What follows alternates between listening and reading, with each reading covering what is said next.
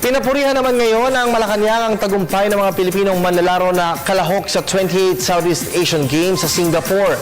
Tiwala po si Presidential Communications Secretary Sunny Coloma na mahihigatan ng ating mga manlalaro ang nakamit noong ika-27 SEA Games sa bansang Myanmar.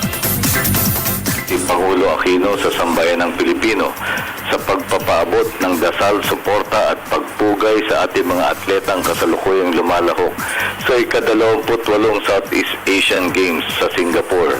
Kaugnay nito, binabati po natin ang triathlete na si Marie Claire Adorna na nakuha ang unang gintong medalya ng Pilipinas sa women's triathlon na nagginanap kahapon.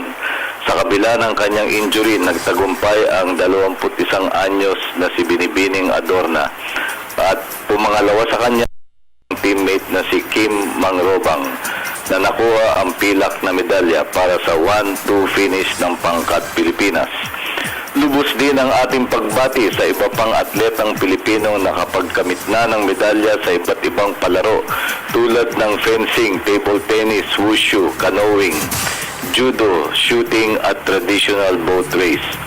Ayon sa huling tala, meron ng 14 na medalya ang Pilipinas na kinabibilangan ng 1 ginto, 5 pilak at 8 tanso.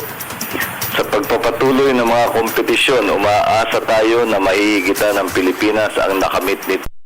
29 na ginto, 34 na pilak at 37 tansong medalya noong ika-27 Southeast Asian Games sa Myanmar.